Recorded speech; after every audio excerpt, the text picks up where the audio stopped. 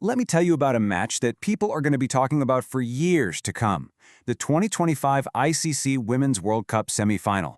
It was a true clash of titans. India playing on their home turf against the absolute powerhouse, the defending champions, Australia.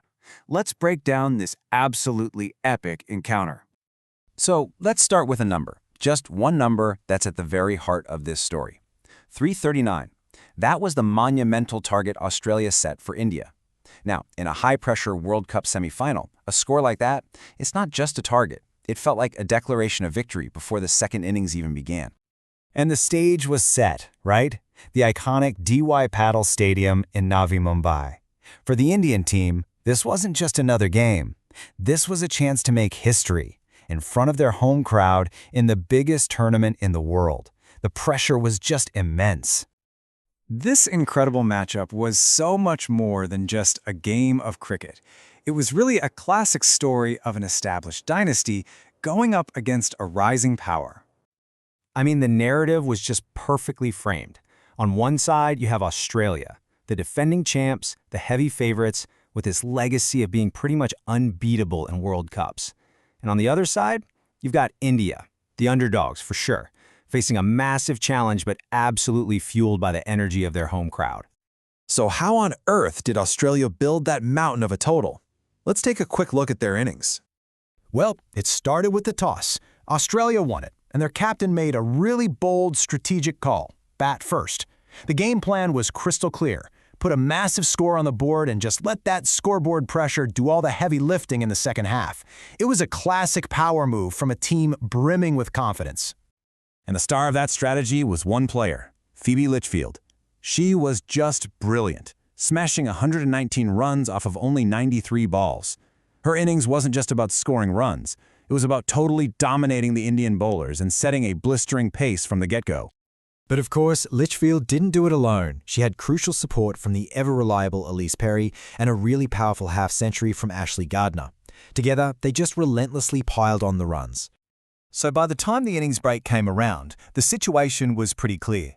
Chasing 339 to win a World Cup semi-final against this Australian team, it seemed like mission impossible. It was a score that was going to demand not just incredible skill, but just immense mental strength. But then came the second half of the story. India's reply. And this wasn't just a run chase, folks. This was the stuff of legend. You know, the chase unfolded like a 4-act drama. It started with disaster. Early wickets fell, and that required run rate just started to climb and climb. But then the captain, Harmanpreet Kaur, she stepped up with a crucial 89 to stop the bleeding.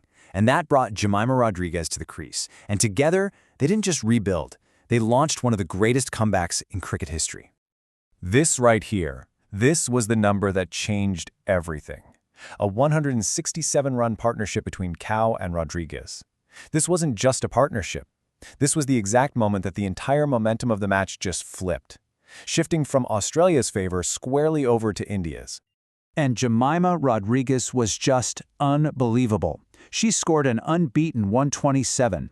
Together with her captain's fantastic 89, these two women were the architects of the impossible, scoring the vast majority of the runs needed for the win. And get this, with 5 wickets and 9 balls still left to spare, India didn't just win. They pulled off the highest successful run chase in the entire history of women's one-day international cricket. Just historic. Okay, so a result this monumental, it doesn't just happen by accident, right? So let's break down the key moments and the factors that decided this incredible outcome. 4 things really stand out to me. First, Australia's uncharacteristic fielding errors, which was shocking from a team that's famous for being so disciplined. Second, that game-changing partnership between Kaur and Rodriguez. Third, just how devastatingly costly those drop catches were. And finally, India's mental strength to hold their nerve under that insane pressure. Let's zero in on those fielding mistakes. Jemimah Rodriguez, the match winner, was given 2 extra lives, dropped not once, but twice. Against a team that almost never makes these kinds of mistakes, these weren't just errors, they were game-losing moments that literally were the difference between winning and losing. It perfectly illustrates that brutal reality of knockout cricket. You can't afford to drop your guard. Not for a second. In a high-stakes match, one moment of lost concentration can unravel everything, and that was a harsh lesson Australia had to learn on the biggest stage. So what does this one single victory mean in the grand scheme of things? Well, its impact goes far, far beyond just one semifinal. For Indian women's cricket, this is a genuine turning point.